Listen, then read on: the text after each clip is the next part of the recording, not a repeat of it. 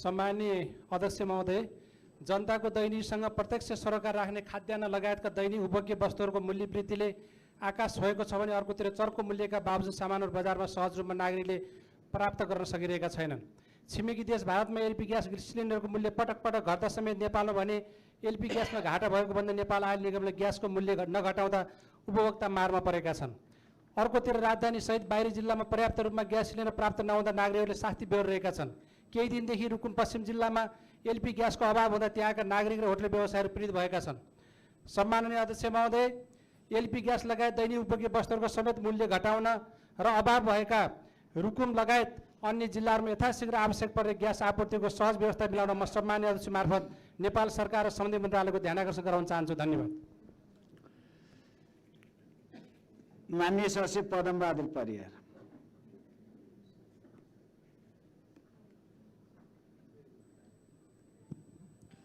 सम्माननीय अध्यक्ष महोदय, सरकार कोठा खाली छ भन्ने एउटा ऐतिहासिक मर्मस्पर्शी प्रश्न सोधेर दिपा नेपाली लगायतका दलित साथीहरू माइतीघर मण्डलामा सत्याग्रहमा बसेको आज 107औं दिन भइसक्यो।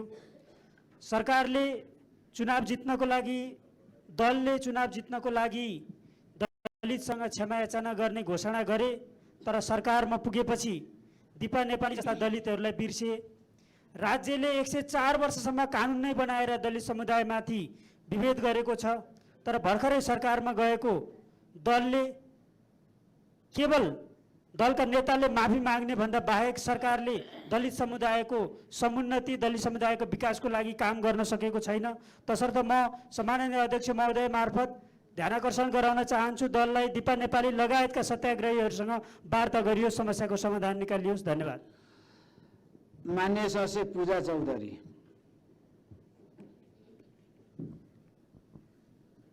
सम्माननीय अध्यक्षज्यू, नेपाली भूमि पश्चिम नवलपरासीको सुस्ता 5 थारू टोलमा निर्माणाधीन 132 मिटर लामो अस्थायी बाँधमा एसएसबीद्वारा कच्ची बाँध भत्काउन थालेपछि स्थानीयसँग विवाद भएको छ। सुस्ता नेपालको राष्ट्रियता, सार्वभौमिकता र सीमासँग जोडिएको संवेदनशील विषय हो। त्यसैले यस्तो अवस्थामा भावनात्मक प्रतिक्रिया भन्दा पनि राष्ट्रिय हितलाई केन्द्रमा राखेर संयमित र जिम्मेवार ढङ्गले कूटनीतिक पहल गरी समाधान खोज्न म सम्माननीय अध्यक्षज्यू मार्फत निवेदन गर्दछु। साथै सीमा क्षेत्रमा बसोबास गर्ने नेपाली नागरिकको सुरक्षा, दैनिक जीवनलाई सहज बनाउन आवश्यक कदम चाल्न र सुस्ता लगायतका सीमा सम्बन्धी विषयमा छिमेकी राष्ट्रसँग उच्च स्तरीय कूटनीतिक पहल गर्दै नेपालको सार्वभौमिकता र राष्ट्रिय हितको संरक्षण हुने गरी दिगो समाधान गर्न पनि विनम्र अनुरोध गर्दछु। साथै पाकिस्तानको ब्रोड पिक हिमालमा गएको विनाशकारी हिम पहिरोमा परि विश्व प्रसिद्ध कीर्तिमानी पर्वतारोही निर्मल पूर्जा सहित अरू 5 जना नेपाली र 4 जना विदेशी नागरिकको मृत्यु भएको खबरले हामी सबैलाई स्तब्ध बनाए। माननीय सचिव रेणुचन।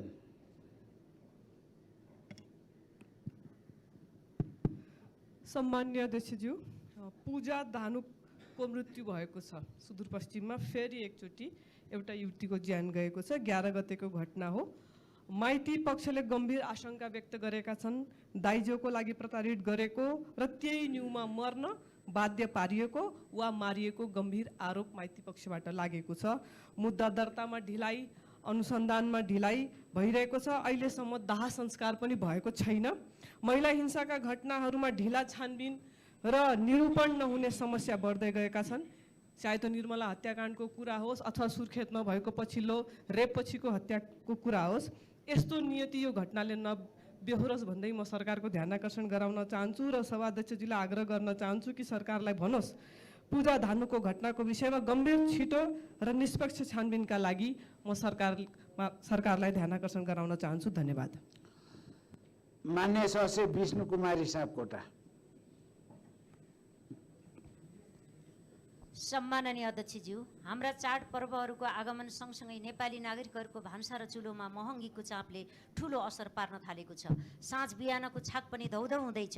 गए राति 12 बजेदेखि पेट्रोलियम पदार्थमा पुनः मूल्य वृद्धि भएको छ, जसका कारण सबै प्रकारका खाद्यान्न, चामल, दाल, तरकारी, मासु, चिनी, फलफुलहरूको मूल्य पनि वृद्धि भएको छ।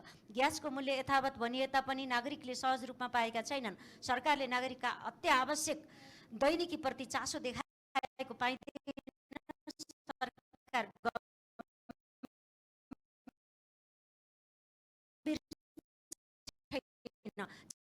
चाडबाडको मुखमा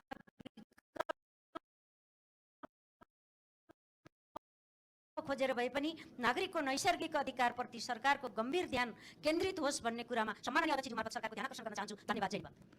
मान्य सदस्य विष्णु देवी कुलशैनी। सामान्य अध्यक्ष महोदय, सबैजसो जनताले विभिन्न शीर्षकमा सरकारलाई कर तिरिरहेकै हुन्छ, तर पनि सरकार किन जनताको पैसामा आँखा गाडिरहेको छ? जस्तै चाहिने बत्ती बिजुलीमा चाहिने भ्याट लगाइरहेको छ, यातायात सञ्चालनका मजदुरहरूलाई व्यापक जरिवाना गराइँदैछ। अर्को कुरा, जनताले सुरक्षाको लागि ब्याङ्कमा राखेको रकम 10 वर्षको निष्क्रिय भएको बहानामा सरकारी खातामा ल्याउने कुरो भइरहेको छ। यो अत्यन्त अमान्य कुरा छ। यसको लागि यो रकम 10 वर्ष होइन 20 वर्षको कार्यक्रम राखेर यो रकमलाई चाहिँ नि सरकारी अर्को कोष जम्मा गरेर जनताको स्वास्थ्य सेवामा खर्च गर्ने व्यवस्था हुनुपर्छ भनेर म सरकारसँग माग गर्न चाहन्छु। धन्यवाद।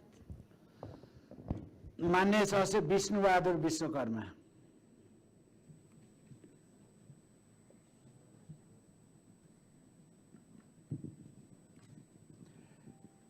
सम्मान्य अध्यक्ष महोदय, सरकार डेरा छ। दिपा नेपालीको यो आन्दोलनले 4 महिना नाग्दैछ। हाम्रो पीडित चेलीको पीडाको खोजी खै? दिपालाई वार्तामा बोलाएर सावधान छिटो गर सरकार। नेपाली भूमि लेपुलेक लिम्पियादोरामा गाडी गुडायो, सुस्तामा तटबन्धन भत्कायो, 3 जना युवालाई घाइते बनायो। सीमाको सुरक्षा कहिले हुन्छ र भारतीय दादागिरीको अन्त्य कहिले हुन्छ सरकार? हाम्रा कानुन मन्त्री र पूर्वाधार मन्त्री चोरीका गाडीहरूको लस्करमा स्वयं स्वकीय नामका व्यक्तिलाई दौडाइरहेका छन्। सरकारी लुटेराको देश साबित गर्दैछन्। यो अवैध धन्दावालाको अन्त्य कहिले हुन्छ सरकार? धन्यवाद। अभिवाद। मान्य सदस्य श्रीकृष्ण प्रसाद अधिकारी।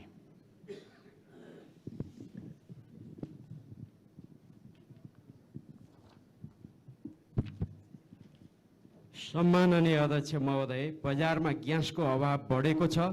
तरकारी, फलफुल लगायतका खाद्यजन्य पदार्थमा बढ्दै गएको मूल्य वृद्धिले सर्वसाधारण जनताको भान्सा चल्न कठिन भइरहेको छ। तरकारी, फलफुल, दुधजन्य लगायतका खाद्य पदार्थहरूमा वस्तुमा विषादीजन्य र अखाद्य वस्तु मिसावट बाट नसर्ने रोगको वृद्धि भई दिनानुदिन जनस्वास्थ्यमा गम्भीर असर परिरहेको छ। बढ्दो महँगी नियन्त्रण, बजार भाव घटाउन र गुणस्तर विभागको क्षमता र जनशक्ति बढाएर बजार अनुगमनलाई अनिवार्य र प्रभावकारी बनाउन म सरकारसँग माग गर्दछु। धन्यवाद। मान्य सदस्यहरू, शून्य समयमा बोल्ने क्रम यहीँ समाप्त हुन्छ। मान्य सदस्यहरू, विशेष समयमा बोल्नका